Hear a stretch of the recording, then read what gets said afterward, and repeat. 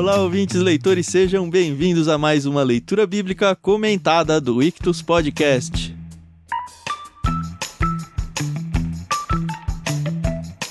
Eu sou o Thiago André Monteiro, @vulgutan, e estou aqui com o Thiago Moreira e a Carol Simão para a gente conversar sobre o capítulo 21 do livro de Gênesis. Olha que tá rendendo esse programa, hein? Tudo bem? Tudo bem, pessoal? Oi, aqui é a Carol Simão. E finalmente nós vamos chegar aí a esse capítulo tão esperado pela Sara, pelo Abraão e por nós, né?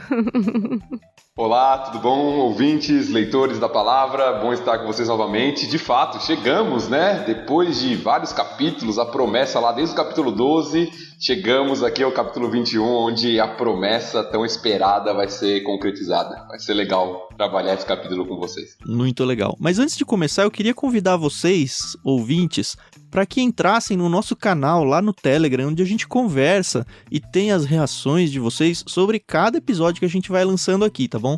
Então, se você quer participar dessa conversa, não tem custo nenhum, é só você ter o Telegram instalado e acessar t.me/leitura bíblica comentada.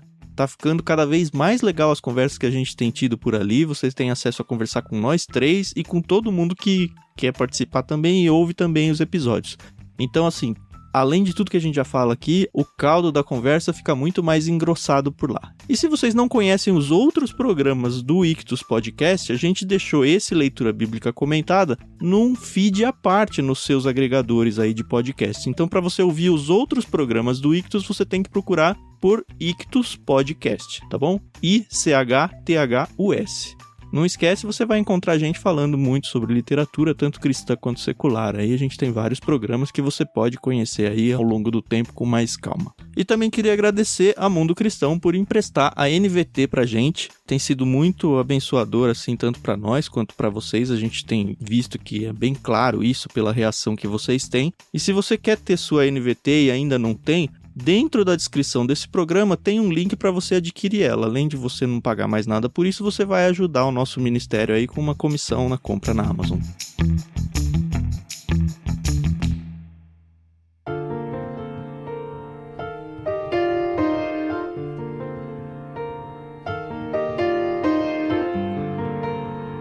O capítulo de hoje a gente obviamente dividiu em 3, porque é bem nítido, talvez um dos mais nítidos de divisão que a gente já teve até agora. E a gente combinou aqui que a Carol, como uma boa menininha, ela vai narrar o nascimento de Isaac, né, Carol? Isso aí. Então vamos começar lendo do versículo 1 até o versículo 7.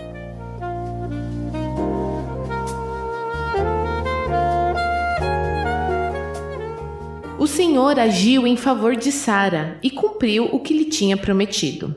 Ela engravidou e deu à luz um filho para Abraão na velhice dele, exatamente no tempo indicado por Deus. Abraão deu o nome Isaque ao filho que Sara lhe deu. No 8º dia, depois do nascimento de Isaque, Abraão o circuncidou, como Deus havia ordenado. Abraão tinha 100 anos quando Isaque nasceu. Sara declarou: Deus me fez sorrir. Todos que ficarem sabendo do que aconteceu vão rir comigo. E disse mais: quem diria a Abraão que sua mulher amamentaria um bebê? E, no entanto, em sua velhice, eu lhe dei um filho.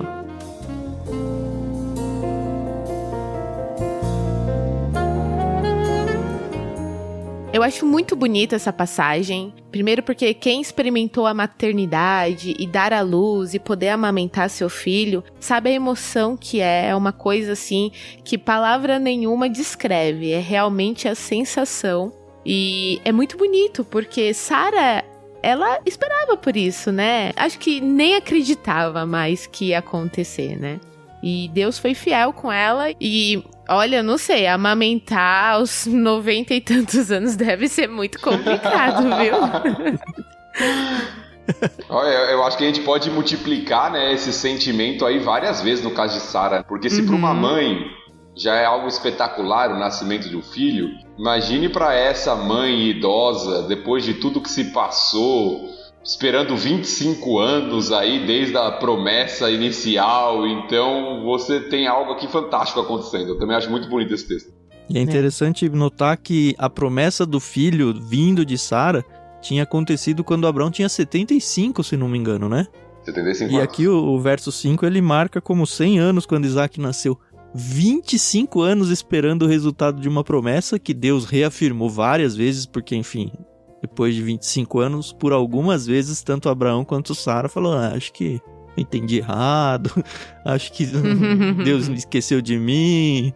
Na verdade, só por uma questão de precisão aqui, 25 anos foi a primeira promessa. Quando Deus falou para Abraão, para ele sair da terra, que ele seria o pai de uma grande nação. Isso. Quando falou que seria de Sara, já tinham passado alguns anos. Mas desde a primeira passaram-se 25 anos. É interessante que o Senhor agiu em favor de Sara, né? Uma coisa legal é que ele falou, exatamente no tempo indicado. Lembra que por 2 vezes já no capítulo anterior, e acho que 2 anteriores, ele já tinha falado, olha, é daqui 1 ano, e de fato foi daqui 1 ano, como Deus tinha prometido, e acho que o milagre não foi só a concepção, também foi a amamentação, né?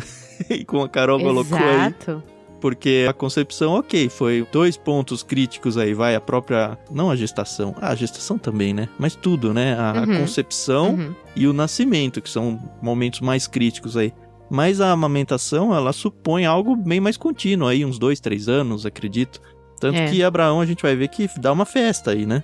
Mas vamos pular pro próximo texto. Eu acho interessante essa expressão inicial, né? O Senhor agiu em favor. E eu fui tentar dar uma olhada aqui, as versões mais antigas trazem o Senhor visitou. Já teve isso algumas vezes, né? Então, é interessante essa expressão, porque essa expressão aparece muito na Bíblia.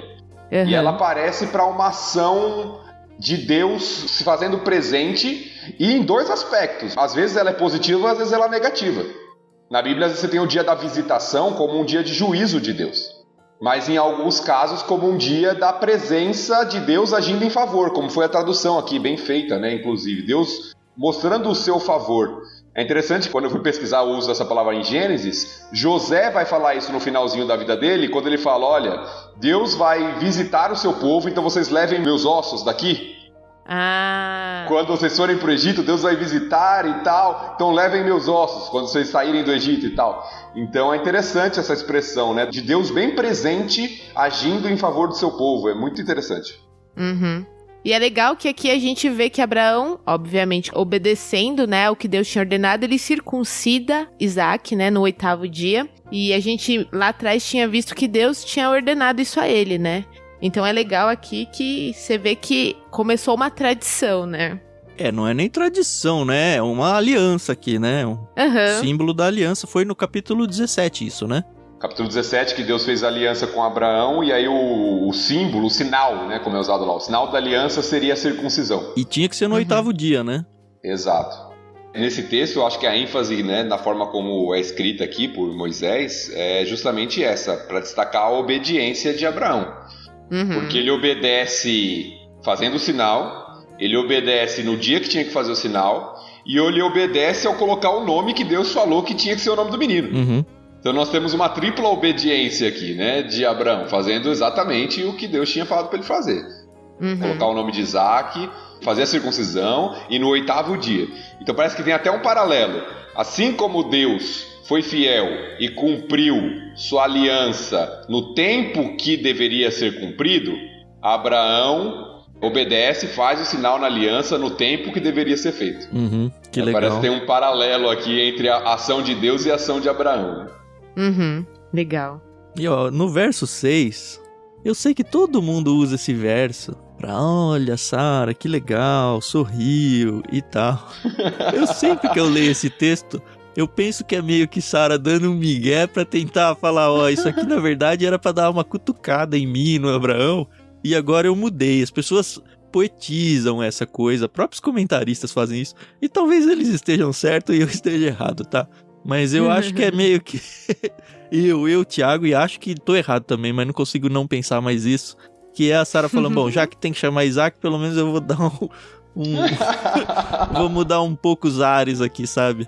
Mas, de fato, ela nunca esqueceu que quem riu primeiro foi ela e o Abraão, né? Eu acho que tem as duas coisas no texto, né? Quando a gente volta lá pro texto... Na verdade, o primeiro a rir foi Abraão, né? Isso. Capítulo 17, se eu não me engano. Abraão ri, aí no 18, Sara ri.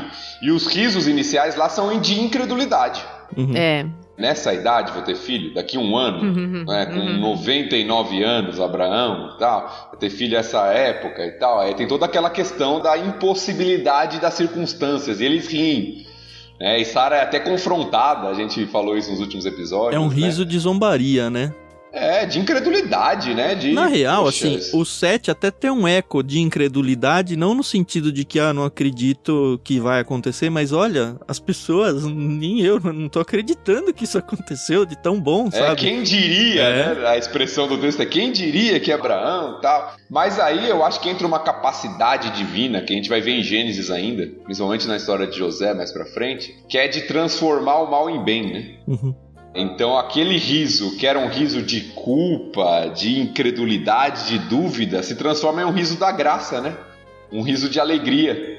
Então agora eles riem porque eles estão felizes, que a promessa foi cumprida. Então, foi sempre com esses olhos que eu olhei esse texto, que eles eram tristes porque não tinham um filho, né, uma descendência, e agora a tristeza virou alegria. Eu nunca tinha pensado até então nessa questão deles terem rido antes. Mas é interessante pensar nisso. Mas a origem do nome, quando o nome Isaac surge, que é ele ri, né? A gente já comentou isso, Isaac significa ele ri, é pela incredulidade. É pelo riso de incredulidade. Depois que ele é transformado, né? Transformado num riso de alegria e até de comunhão, né? Porque não só eles vão rir, como quem tiver ao redor deles vai rir, vai se alegrar com a situação, né? Muito legal. É um trecho bem simples, bem direto, não tem grandes emoções teológicas aqui, grandes desafios, né? Emoções teológicas tem, né? A questão da obediência à circuncisão, o cumprimento da promessa, aí sim é o ápice de tudo que tem acontecido aí nos últimos capítulos, é o ápice aqui. Mas não tem grandes desafios pra gente.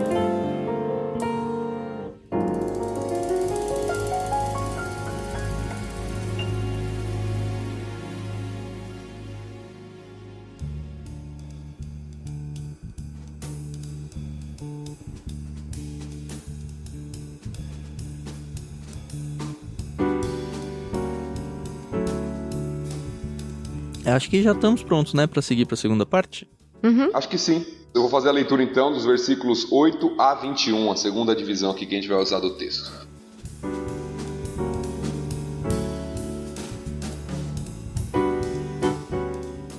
Quando Isaac cresceu e estava para ser desmamado, Abraão preparou uma grande festa para comemorar a ocasião. Sara, porém, viu Ismael, filho de Abraão e da serva egípcia Agar, caçoar de seu filho Isaque. E disse a Abraão: livre-se da escrava e do filho dela. Ele jamais será herdeiro junto com meu filho Isaque. Abraão ficou muito perturbado com isso, pois Ismael era seu filho. Deus, porém, lhe disse: não se perturbe por causa do menino e da serva. Faça tudo o que Sara lhe pedir, pois Isaque é o filho de quem depende a sua descendência. Contudo, também farei uma nação dos descendentes do filho de Agar, pois ele é seu filho. Na manhã seguinte, Abraão se levantou cedo, preparou mantimentos e uma vasilha cheia de água e os pôs sobre os ombros de Agar. Então mandou-a embora com seu filho, e ela andou sem rumo pelo deserto de Berseba. Quando acabou a água, Agar colocou o menino à sombra de um arbusto e foi sentar-se sozinha uns 100 metros adiante. Não quero ver o menino morrer, disse ela, chorando sem parar. Mas Deus ouviu o choro do menino, e do céu o anjo de Deus chamou Agar. Que foi, Agar? Não tenha medo. Deus ouviu o menino chorar dali onde ele está. Levante-o e anime-o, pois farei dos descendentes dele uma grande nação. Então Deus abriu os olhos de Agar, e ela viu um poço cheio de água. Sem demora, encheu a vasilha de água e deu para o menino beber. Deus estava com o menino enquanto ele crescia no deserto. Ismael se tornou flecheiro e se estabeleceu no deserto de Parã, e sua mãe conseguiu para ele uma esposa egípcia.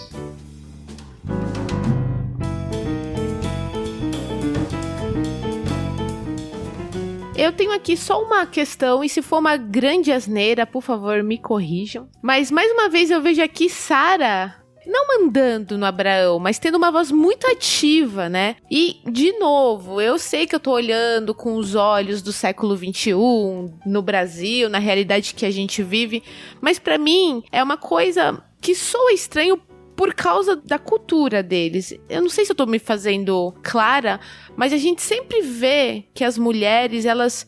Ai, meu Deus, deixa eu me explicar. Porque não é a questão da submissão, não é isso que eu tô querendo colocar aqui. O que eu tô querendo dizer é que em algumas culturas a mulher ela não tem a voz tão ativa dentro de um relacionamento, né? A gente sabe disso. A gente vê que Sara não era assim com Abraão, né? Eles tinham um relacionamento, não quero dizer igualitário, mas onde Abraão ele dava uma certa voz pra Sara, né? Eu tô errado em pensar nisso, assim? Eu acho que a questão principal aqui, Carol, é a questão da serva. Agar era a serva de Sara. E nesse sentido, Sara tinha direito sobre ela. Entendi. Então ela poderia, mas note que ela poderia com a permissão de Abraão. Por isso que ela fala para Abraão fazer. Mas ela tinha autoridade sobre Agar. Agar era a sua serva, era a serva de Sara. As mulheres tinham servas dentro da casa e as mulheres tinham autoridade sobre elas até para fazer certas coisas, como a gente já viu um dilema entre Agar e Sara anteriormente, né? Sim, sim. Já tivemos problema, a gente vai voltar a esse texto, que é um texto bem paralelo, né? Então já tinha tido problema antes com essa serva, e voltou para casa. Então Sara tinha autoridade sobre ela. Eu acho que a questão é essa. Sara não poderia mandá-la imediatamente embora sem a permissão de Abraão. Mas ela tinha autoridade sobre Agar. Eu acho que o dilema do texto é justamente esse. Ela tem autoridade sobre Agar, mas não tem sobre Abraão. Por isso que ela tem que falar para Abraão mandar Agar embora. Agora ela fala de uma maneira que parece autoritária mesmo, né? Manda embora essa serva. E não é a primeira vez que eu vejo ela falando assim, né? Ela teve aquela vez lá que quando Agar engravidou, ela fala pra Abraão, aí ó, ela tá me rejeitando, e a culpa é sua, que não sei o quê. Então soa, né, estranho. Porque assim, eu sei que eu vou dar aqui um exemplo que é lá na frente, mas que vocês vão entender por que eu tenho esse pensamento. Quando Esther entra na presença lá de Assuero, do rei, né, ela fica com esse medo de entrar sem ser chamada, né. Então, eu sempre tive essa visão dessa cultura, né, que as mulheres, elas obviamente eram ouvidas, tinham seu lugar, mas elas tinham muito essa questão, né, de será que eu posso falar? Será que eu não posso falar? Entendeu? Não quero entrar aqui em mérito de feminismo, não é nada disso, tá bom, gente? Eu tô só a minha impressão aqui do texto. Eu tenho 2 pontos pra falar sobre isso, Carol. A primeira eu queria levar todos vocês, ouvintes, pra 1 Pedro, capítulo 3.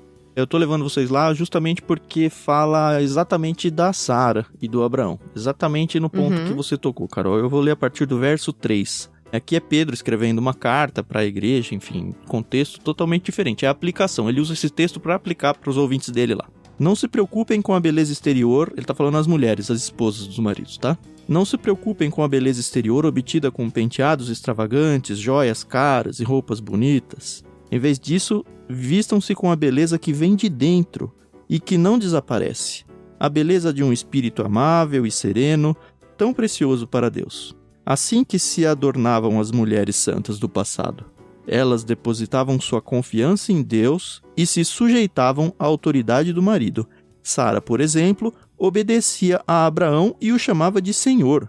Vocês são filhas dela quando praticam o bem, sem medo algum. Então esse ponto para mim mostra claramente como Sara se portava diante de Abraão. Ela sabia o seu lugar dentro do contexto familiar ali e respeitava Abraão.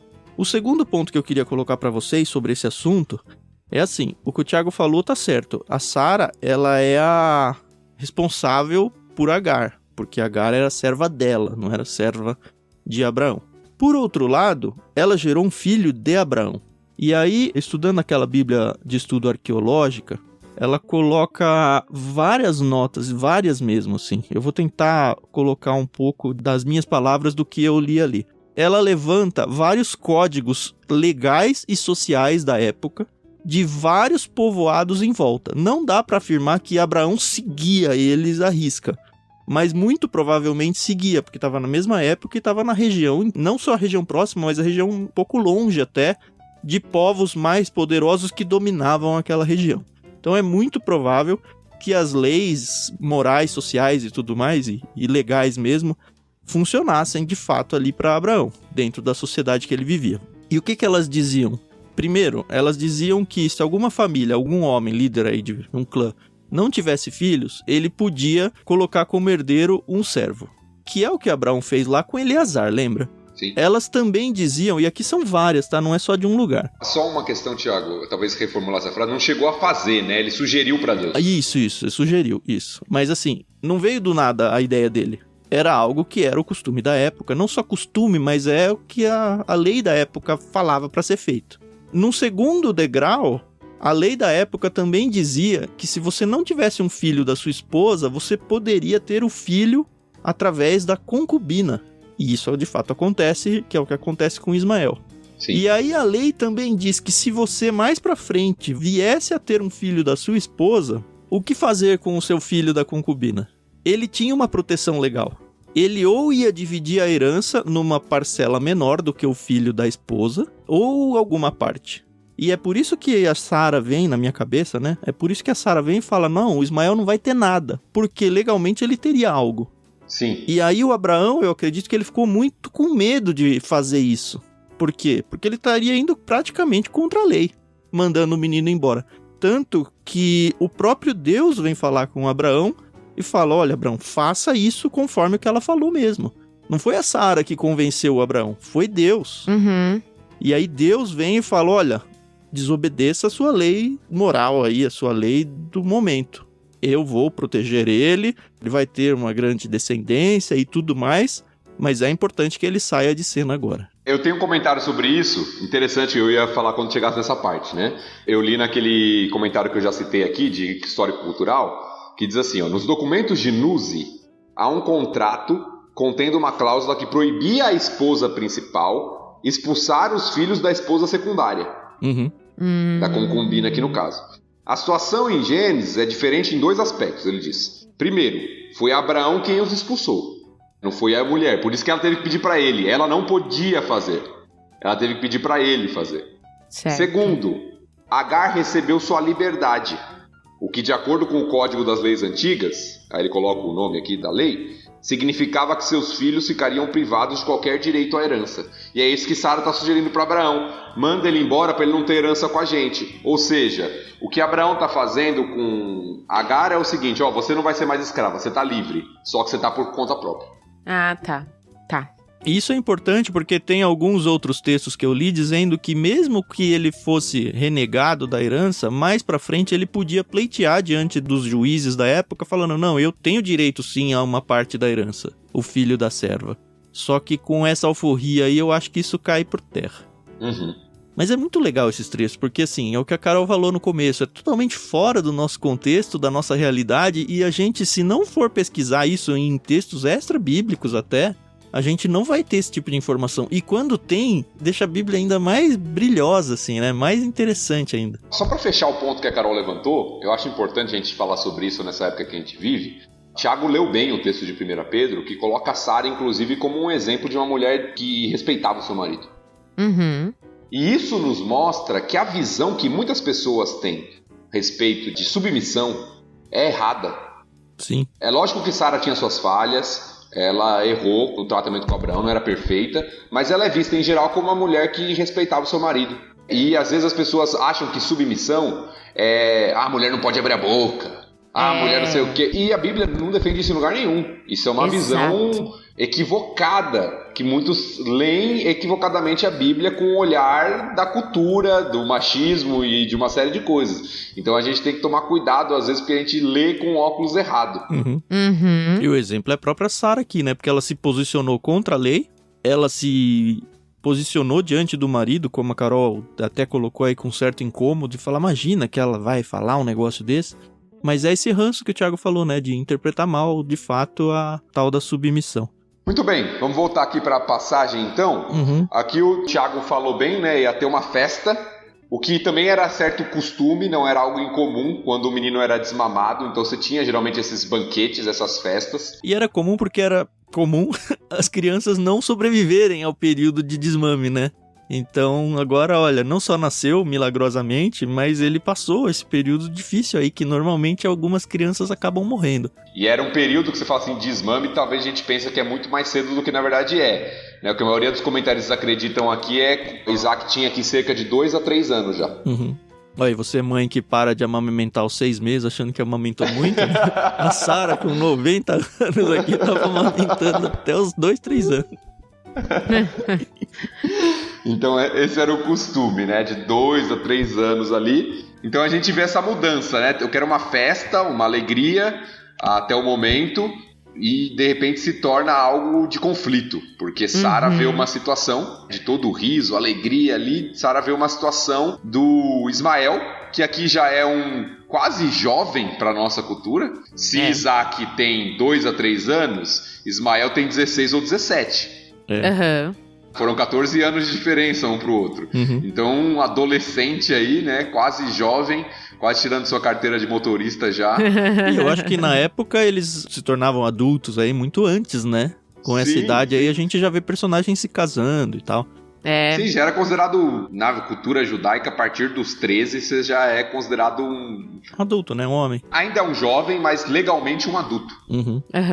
Então, nós temos aqui esse menino caçoando de Isaac. E é interessante o termo, eu tava até conversando com o Tan antes do programa, porque o termo caçoar tem a mesma raiz do termo rir no original. São as mesmas letras, só tem uma letrinha bem pequenininha diferente, que é o Yod, para quem conhece o hebraico. Mas o resto são as mesmas letras, rir e caçoar. Então você tem mais um jogo de palavras aqui. Isaac é ele rir, mas quem tá rindo de Isaac é Ismael. Só que tá rindo errado, né?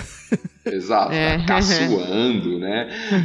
Paulo em Gálatas vai falar que Ismael perseguia, usa um termo mais forte lá, inclusive, né? Perseguia Isaac, lá em Gálatas ele usa esse termo. Então aqui nós temos um problema que tá se repetindo nos filhos, né? Porque se nós voltarmos no capítulo 16, nós temos uma situação parecida, quando Agar consegue dar à luz, ela despreza sua senhora Sara. Parece que Sara tem um flashback aqui, né? E aí ela fica, acho que com muita raiva, né? Assim como a mãe tinha feito com ela, agora o filho tá fazendo com o filho dela. E aí, Carol, quando alguém mexe com o seu filho, como é que você faz? Você quer saber alguma coisa do Fernando ou você solta os cachorros pra cima da pessoa? Na verdade, a gente tá em pandemia, né? Então eu quase não saio de casa, aí não tem esse problema. Mas é meio isso assim que Sara fez. Não, vamos resolver isso aí pela raiz. Já sofri demais com isso. É esse flashback mesmo que voltou na cabeça dela. Fala com Abraão. O Abraão, muito perturbado, obviamente, era o filho dele, né? Você tem um filho que viveu com você. Quantas vezes ele pegou ele no colo, sabe?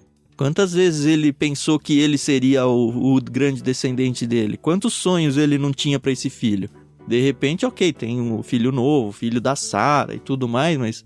como é que você substitui? Não é bem isso, né? E ele fica muito triste. O texto é bem claro, pois Ismael era seu filho no 11. E aí Deus, de fato, intervém e fala, olha, não fica preocupado. Faz isso aí que a Sara falou mesmo, mas fica tranquilo, porque eu, Deus, do mesmo jeito que eu cuidei de você, eu vou cuidar do seu filho Ismael. Pode ficar tranquilo. E aí, então, ele prepara mantimentos aí, água, e coloca a mãe Agar e o filho Ismael em cima de um camelo, sei lá o que, e manda embora. É interessante, né? As versões mais tradicionais dizem que isso foi muito penoso pro coração de Abraão. Deve ter sido mesmo. Imagina. Por mais que fosse filho da serva, não da esposa principal, é até estranho falar esposa principal, né? Na nossa cultura. Não era filho da esposa, era filho da serva. Tinha ainda o conceito da primogenitura, né? E do lado paterno era filho, né? Não era? Sim. Então você tem toda uma situação aqui que realmente é difícil. É muito mais difícil Abraão mandar Ismael embora do que mandar Agar embora, quando foi da outra vez. Agar era a serva. A serva de Sara. Ok. Agora ele tem que mandar a serva com o filho embora. Então eu fico imaginando, né? O que passou na cabeça dele. E ainda Deus falando pra ele, parece que da outra vez, é lógico que ele não tinha essa certeza que Agar voltaria, mas ela acabou voltando. Agora Deus tá falando, não, manda embora porque ele não vai ser herdeiro com você mesmo não, então, ou seja, não vai voltar. E ele cortou relações, né? Isso, Abraão sabia que seria uma despedida definitiva, talvez nunca mais veria. Né? Então, é algo difícil mesmo. Né? Pois é. E aí eles vão pro deserto, né? Berseba, ele na região sul lá, de Israel. Isso. E, obviamente, o que acontece no deserto, acaba a água, né? Sempre. Todo mundo sabe que quando você tá no deserto, acaba a água. E é interessante, né? A Agar, ela não quer ver o filho morrer. Diz que ela coloca uns 100 metros adiante. Isso aqui eu ainda manteria, pela beleza literária, eu manteria o texto original aqui. Até pelo eco que ele faz na sequência, né? porque o certo aqui ela colocou ele a uma distância de um tiro de flecha. Olha que muito mais legal do que uns 100 metros, né? Mas enfim, a gente não atira que na flecha nossa pra sociedade saber, ninguém né? sabe quanto que é um tiro de flecha, né? Isso, mas enfim, ela não queria ver o filho morrer, vai pra longe e fala, bom, ele vai morrer, eu vou morrer, é isso. E é interessante porque o texto fala que ela começa a chorar e quando Deus vem falar com ela, o anjo fala, eu ouvi um menino chorar. Uhum. Eu não sei como aplicar isso, mas eu achei essa troca muito interessante, porque o texto narra que quem tava chorando é Agar, e a gente vê que um menino barbado de 17 anos, enfim, já tava chorando ali, porque chegamos ao fim, né? Vamos morrer, não temos nada, estamos no meio do deserto sem água. O que se tem pra fazer? E o menino tava desfalecendo ali, né? O que tudo indica. Ela coloca ele debaixo do arbusto, ele não tem mais força. Sim, e assim, se a gente for pensar em tamanho de corpos aqui, é um cara de 16, 17 anos... Quando a gente fala, tá desfalecendo, que você fala, não, pega no colo e leva. Que pega no colo, dá, sabe? né? Provavelmente era o contrário, era ele que pegava a mãe no colo, sabe? Já era. E aqui a gente tem, mais uma vez, o jogo de palavras, né? Vocês lembram o que significa o nome Ismael? Não lembro. Não lembro. Deus ouve. Deus ouve, é verdade. Ah, é verdade. Que foi a primeira situação lá. Deus ouviu Agar no deserto, quando ela estava grávida, né? Gênesis 16, que a gente viu. Um texto muito paralelo com esse, né? Uma situação muito semelhante. Agar vai lá pro deserto e tal, e tá prestes a morrer, sem esperança e tal. O anjo do Senhor aparece para ela, fala, volta para Sara, Deus ouviu o seu clamor, tal. Agora Deus ouve o choro do menino, que chama Deus ouve, Ismael. Uhum. E é interessante porque Deus ouve e vê aquilo que a mãe não quer ver. Porque a mãe se afasta para não ver. É o que o texto diz, né? Deixa longe porque ela não quer ver o menino morrer. Mas Deus está lá com o menino, cuidando dele. Que foi o que prometeu para Abraão, né? Quando E falou, prometeu pode pra mandar ela embora. também. Naquela situação primeira, falou, ele vai ser pai de grandes nações e tal. Então, de uma certa forma, tem a incredulidade dela aqui. E fala, bom, ele não teve filhos agora, ele não tem nação, não tem nada. Então, o que Deus prometeu foi em vão. Sim, e acabou de prometer para Abraão aqui, ó, pode mandar ela embora, porque ele vai ter muitos descendentes também. É, mas aqui não dá pra saber se ela sabia dessa promessa agora, né? Mas ela já tinha essa promessa feita pra ela, inclusive, lá na primeira ida pro deserto. Sim, sem dúvida. E aí Deus fala para ela, não tenha medo. Deus ouviu, novamente, né, a expressão aí. Então vai lá, levante, anime-o, e aí refaz a promessa. Farei dos descendentes dele uma grande nação. Aí refaz a promessa para Agar. E olha que legal essa sequência de eventos. O anjo vem, conversa com ela e fala, levante-o, certo? Anime-o, por causa da promessa. E só depois Deus abre os olhos dela e mostra que tem um poço cheio de água. Olha que, cara, é uma coisa boba que passa batido, mas primeiro a gente tem que se animar. Primeiro Deus vem, nos conforta no meio das nossas lutas, no meio da situação ruim, sem ter resposta ainda. Quando a gente acha que tá tudo ruído, Deus vem e fala, não, eu tenho um plano pra sua vida.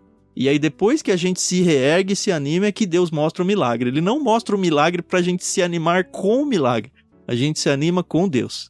E eu gosto muito dessa expressão, né? Deus abriu os olhos. Eu acho tão interessante, porque aparentemente o poço estava lá, né? Deus não criou o poço. Entendo nada, né? O poço estava lá, ela só não conseguia enxergar.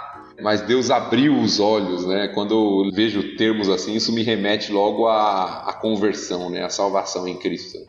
Deus abrindo os olhos, né? Para que a gente consiga enxergar uma realidade que a gente não enxergava antes. E que era óbvia e que tava lá o tempo todo, né? Puxa, realmente é demais. E aí então já muda o cenário para um menino já mais velho, crescendo. De fato, passou a viver no deserto, né? Praticamente. E se tornou flecheiro, afinal de contas, a mãe dele se afastou um tiro de flecha. É isso que tinha que ser preservado nessa NVT aqui, viu? Essa aqui a NVT mandou mal, não. A gente só não fala só bem da NVT, não. É o paralelo aí do texto, que mostra também como o menino sobreviveu no deserto, né? Ele se tornou um caçador. Um flecheiro. Foi ele que aí começou a arrumar um sustento para ele, para a mãe ali. Ele se tornou um flecheiro e que tem o paralelo, né? O que era a desgraça, né? Se afastou um tiro de flecha porque ia morrer, se tornou um meio de sobrevivência. E eles voltam pro Egito, né? Porque foi de lá que eles saíram. Pelo menos a mãe, né? Ela consegue uma esposa egípcia. Não sei se eles voltam ao Egito, acho que não fisicamente, mas o Egito volta a fazer parte da realidade de vida dele, né? Consegue uma esposa egípcia e aí a gente sabe que o Ismael vai se tornar aí o grande líder da religião muçulmana aí, dos ismaelitas e tudo mais.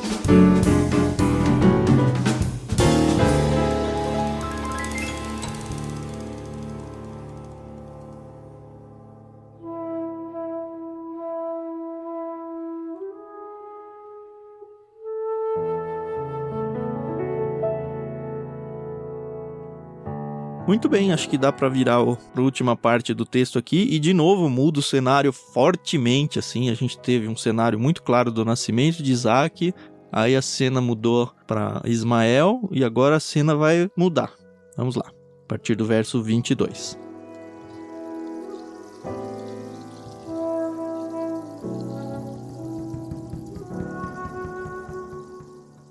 Por esse tempo, Abimeleque, acompanhado de Ficol, comandante do seu exército, foi visitar Abraão. É evidente que Deus está com você, ajudando-o em tudo que faz, disse Abimeleque. Jure em nome de Deus que não enganará nem a mim, nem a meus filhos, nem a nenhum de meus descendentes. Tenho sido leal a você, por isso jure que será leal a mim e a esta terra onde vive como estrangeiro. Abraão respondeu, eu juro. Contudo, Abraão reclamou com Abimeleque sobre um poço que os servos de Abimeleque lhe haviam tomado à força. Eu não sabia disso, respondeu Abimeleque. Não faço ideia de quem seja o responsável. Você nunca se queixou a esse respeito? Então Abraão deu ovelhas e bois a Abimeleque e os dois fizeram um acordo. Quando Abraão também separou do rebanho mais 7 cordeirinhas, Abimeleque lhe perguntou, por que você separou estas 7 das demais? Abraão respondeu, por favor, aceite estas 7 cordeirinhas como testemunha de que eu cavei este poço. Por isso, Abraão chamou o lugar de Berseba, porque ali os dois fizeram um juramento. Depois de firmarem a aliança em Berseba, Abimeleque e Ficol, comandante do seu exército, voltaram para a terra dos filisteus. Abraão plantou uma tamargueira em Berseba, e ali invocou o nome do Senhor, o Deus Eterno. E Abraão morou na terra dos filisteus como estrangeiro por longo tempo.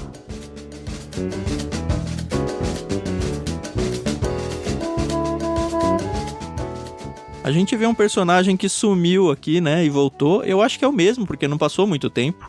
A gente já viu que Abimeleque não é o nome de uma pessoa, é uma posição, né? Abi é pai. Meu pai é rei. Isso, meu pai é rei. Mas pelo tempo que transcorreu aqui desde a primeira aparição, eu acho que é a mesma pessoa. Não tem como confirmar isso. Provavelmente sim, até pelo diálogo. Ele fala, você já me enganou uma vez, eu vim aqui pra garantir que você não vai me enganar mais. É meio isso, né? A fama. Lembrando que essa história que a gente leu com Abimeleque foi 1 ano antes de Isaac nascer, então faz pouco tempo. Foi no capítulo 20, foi o episódio passado que a gente comentou, inclusive, né? Foi no capítulo 20, então é quase certo que é o mesmo. É interessante ver o Abimeleque falando jura em nome de Deus, né? Porque assim, não é o Deus dele, né? Mas ele já percebeu quem é Deus. Deus tinha vindo falar com ele já.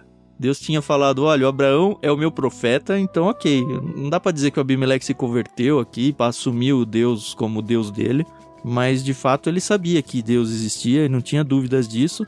E vem de fato conversar, Abraão. Prometa aí pra mim, jure pra mim que você não vai enganar ninguém. Nem a mim, nem a meus filhos. Só faltou nessa lista aqui, ele falou, prometa que seus filhos não vão me enganar, tá bom? Enganar os meus filhos. Essa parte não tava na promessa. Eu li umas 3 vezes pra ver, mas de fato não tinha sido prometido que o filho do Abraão ia enganar. Mas guarda no bolso essa informação, aí a gente não vai falar mais nada além disso.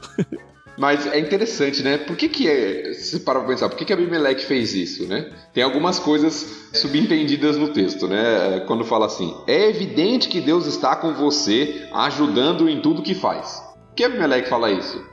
Por causa da experiência que ele teve com Abraão, né? Abraão foi lá, fez um monte de besteira, mentiu, enganou, e Deus estava com ele lá, e Abimeleque ainda teve que dar as ovelhas, os bois deles para Abraão. Eu acho que é porque ele tá ficando rico. Isso aqui, apesar de a gente não ter chegado ainda, me lembrou muito a conversa do Isaac com o Labão. Quando o Labão vem e fala, é evidente que Deus tá te abençoando. E o Labão ficava bravo com isso, sabe? Também. Acho que sim, é o sinal a própria prosperidade, multiplicação, né? ali do rebanho, né? Sim. E aí depois Abimeleque fala, jure em nome de Deus que não enganará. Por quê? Porque Abraão já tinha enganado ele uma vez. Por isso que eu acho que é o mesmo, né? Porque ele tá pegando de algo que aconteceu agora. Ó, você já passou aqui, me enganou uma vez, falou que era sua irmã. Não era sua irmã, era sua esposa. Então olha aqui, vamos fazer um acordo? E dessa vez, ó, seja confiável, não me engane. Então jure aí que você não vai fazer mais isso. Eu acho que o Abimeleque, ele tá meio com medo, porque assim, ele é o rei ali do local. Ele é o líder. E o Abraão tá crescendo, tá prosperando. Eu acho que ele tá meio com medo que o Abraão tome toda a região ali pra ele e entre em guerra talvez com ele. Tanto que eu leio como uma alfinetadinha esse verso 23, o final. Jure que será leal a mim e a esta terra onde vive como estrangeiro. É ele falando, ó, lembra que você é estrangeiro aqui, hein? Não vai soltar suas asinhas aqui. Será que foi por isso que o Abimeleque ele foi com o comandante do exército dele conversar com Abraão? Então, não é à toa que tá um personagem do nada aqui. E ele não vai aparecer se ficou de novo. Falou, olha, eu vim aqui mostrar quem manda aqui, quem é o rei. Ó, eu que tenho o exército comigo, fica na sua. Tudo bem, você é bem-vindo, eu não posso te expulsar porque já tá claro que Deus te protege.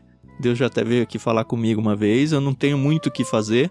Mas lembra que, ó, quem manda aqui sou eu e eu não quero ter problemas com você, tudo bem? Você vai me gerar algum problema?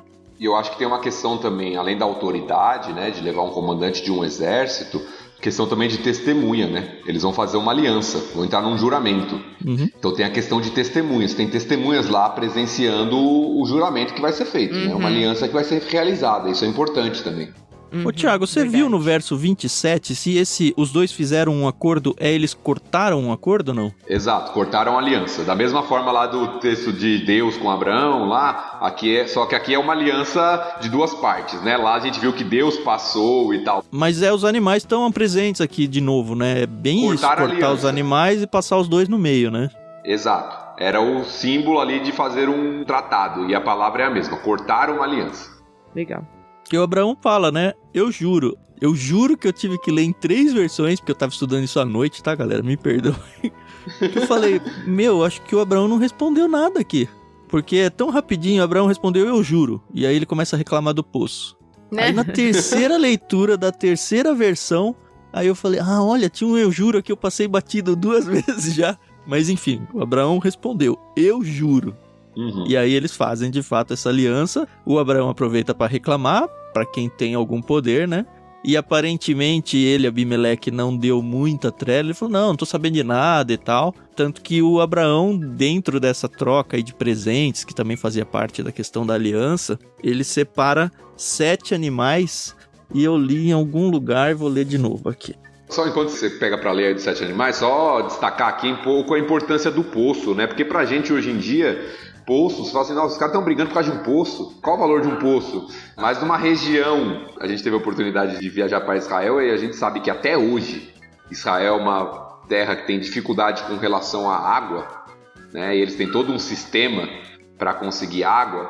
Numa região meio desértica aqui, aparentemente, ter um poço era algo fundamental para a sobrevivência, não só sua, como do seu rebanho.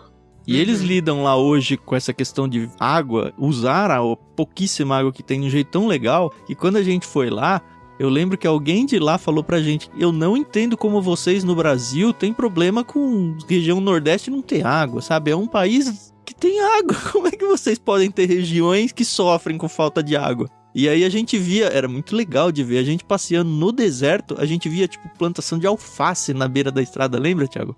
Com irrigação por gotejamento, assim, é muito lindo de ver, muito lindo ver como eles entendem essa questão, olha, a água é vida, sabe? Mas voltando ao 7 lá, uma das bíblias de estudo, de novo aquela Wiersbe lá, dessa vez ela trouxe um insight bem legal, olha só. A palavra jurar, que tem lá dos versos 23 e 24, significa firmar por 7 coisas. E as palavras jurar, que é saba ou sabá, não sei qual é a acentuação, e 7, que é sebá, então só muda uma letra aqui, são muito semelhantes. Uma coisa que passa batido é porque 7, e a própria NVT não explica isso nem na Bíblia de Estudo, né? Esse 7 faz justamente alusão a isso, olha, é um juramento. Eu tô jurando que fui eu que fiz isso, sabe? E é interessante porque o nome Berseba né, o Berseba, não sei como chamam, tem até uma divergência sobre o significado dele, por causa desse nome, porque alguns acham que é poço do juramento e outros acham que é poço da sete, por causa do paralelo do nome. E pode ser os dois. Provavelmente o 7 realmente fazia essa alusão ao juramento, por isso que ele separa 7. E lembrando, para quem não conhece o hebraico e está nos ouvindo, que quando o texto foi escrito, não tinham as vogais. Elas foram acrescentadas posteriormente na história. Então, quando você fala a diferença é Saba e Seba, na verdade as letras são as mesmas, porque não tinham as vogais. Elas foram acrescentadas posteriormente. Trazendo para o português, é tipo SB, né? É isso. Exato, SB.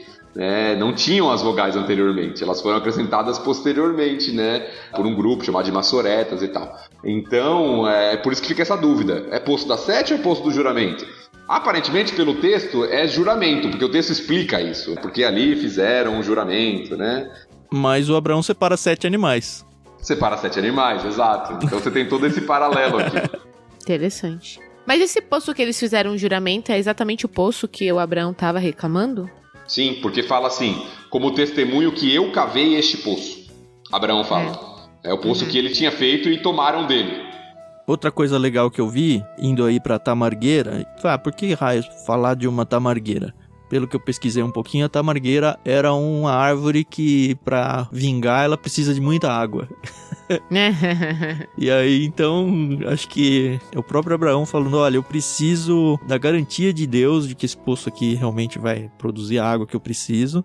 E é um jeito do próprio Abraão se colocar como: olha, eu estou na dependência total de Deus nesse local. Tanto que ele levanta aqui, invoca o nome do Senhor, traz um nome novo, o Deus Eterno, que não tinha aparecido na Bíblia até então. É muito interessante como o Abraão ele vai colecionando nomes de Deus, nomes que trazem o atributo de Deus. E é uma coisa que eu acho que a gente devia fazer nas nossas orações, sabe? Normalmente a gente que tem aquele começo e fim de oração sempre igual, Senhor Deus, Deus Todo-Poderoso, mas cada um tem a sua, mas sempre a mesma. E a gente vê aqui que o Abraão ele fica nessa de ficar tentando realmente colocar cada vez um atributo diferente, chamar Deus de um nome diferente, cada vez trazendo uma faceta nova e verdadeira sobre Deus. Eu acho que ajudaria muito se nós começássemos a cuidar nas nossas orações disso, de lembrar: olha, Deus é todo-poderoso, Deus é eterno, Deus é o Senhor, e realmente usar isso. Porque faz a gente lembrar quem é Deus, né? E Gênesis faz muito isso, né? O livro de Gênesis faz muito isso. Não só Abraão também, mas a gente viu com Agar já acontecendo. O nome de Deus ali, especificamente Agar, o Senhor proverá e tal. Então nós temos isso aparecendo várias vezes em Gênesis. E é legal porque os atributos de Deus vão sendo destacados à medida que Deus vai se revelando às pessoas de acordo com aquele atributo. Então é o Deus que provê. Por quê? Porque ele deu uma provisão ali naquele momento. É o Deus Todo-Poderoso, é o Deus Eterno. E aqui a gente está falando, você falou, né, uma árvore que precisa de água e que geralmente tinha uma duração. E fala, o Deus Eterno, né, aquele que dura para sempre, né? Então nós temos essa ligação entre os atributos de Deus e a revelação de Deus às pessoas. Isso é muito bonito. E boa parte do que a gente conhece dos atributos de Deus aparece em Gênesis nos nomes de Deus. Então isso é muito legal no texto. Também acho muito bonito essa expressão aqui. O nome de Deus na Bíblia ele é El, né? É El Elohim, El Shaddai. Aqui no caso El Olam.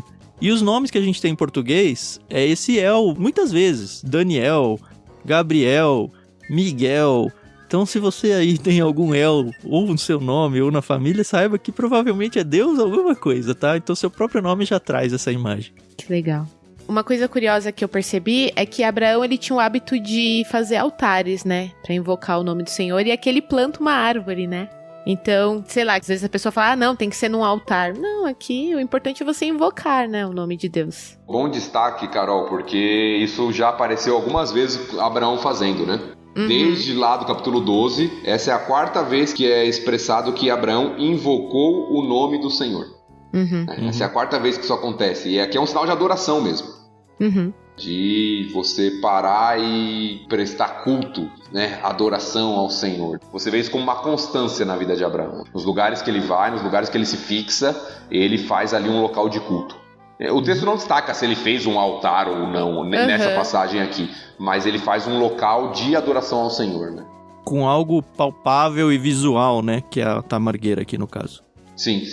Uma coisa que passou batida no texto, só pra gente comentar, só um detalhe mesmo, antes da gente fechar o episódio, que a gente tem um outro... Eu gosto desses paralelos, sempre que aparece eu gosto de destacar. Lembra quando, no capítulo 20, Abimeleque fala assim, eu sou inocente, eu não sabia que ela era irmã. Aqui acontece a mesma coisa, né, no texto, você vê o paralelo de novo. Ela fala, eu não sabia desse negócio do poço aí. Não tô sabendo de nada, então eu sou inocente de novo. Ele vai se justificando diante de Abraão. Eu não sabia, você não me falou nada. Então você vê esses paralelos acontecendo, é muito interessante. Uma coisa que não quer dizer grande coisa, mas você fala, ele viveu muito tempo na terra dos filisteus. E pra quem já conhece a Bíblia um pouco mais, sabe que os filisteus foi um povo complicado aqui pro povo hebreu aqui.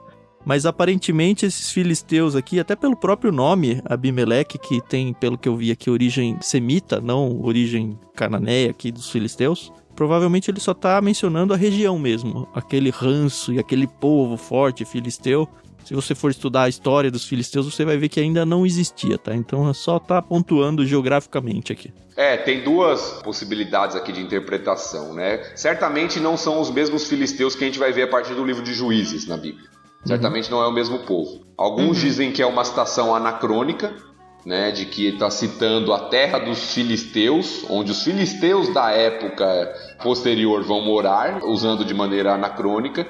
E alguns dizem até que eram chamados assim também, mas era um povo diferente. Um nome parecido, mas outro povo. A gente não sabe ao certo o que é, mas não é o mesmo que a gente vai ver lá na época de Davi, as guerras, né? Golias, que era o filisteu, não é o mesmo povo.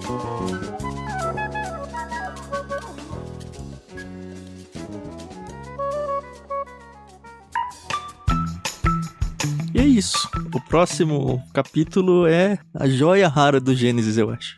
Também acho, ponto alto de Gênesis. É o capítulo de Gênesis. É quando Deus prova Abraão, falando, mata o Isaac. Olha, até hoje me arrepia muito ler esse texto. E eu tenho certeza que quando a gente for conversar sobre ele, eu vou me arrepiar de novo, vou me emocionar.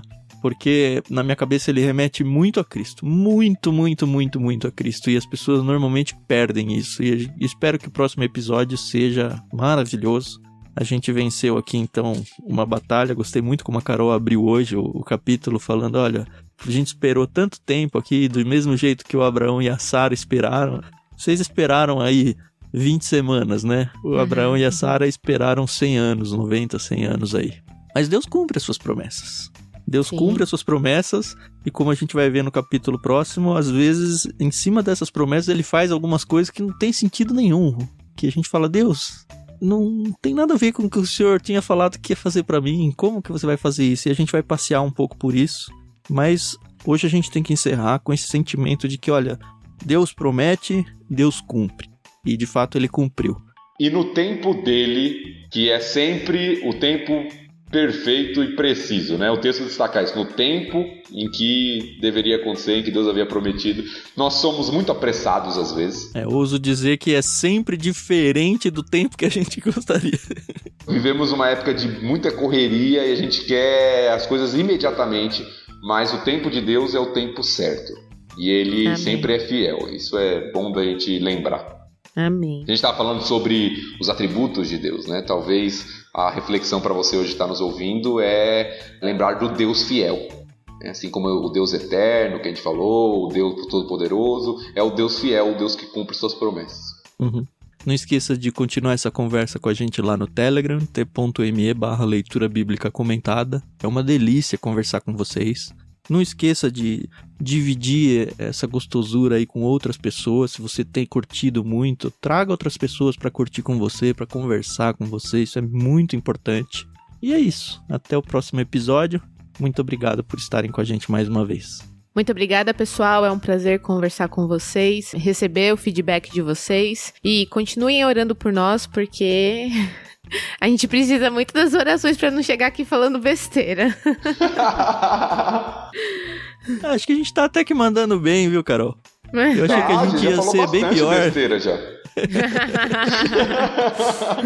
Muito bom estar com vocês, meus queridos. Compartilhe isso, divulgue aí para outras pessoas. Nossa ideia é que pessoas sejam estimuladas a ler a palavra e a se encantar com a palavra através desse podcast.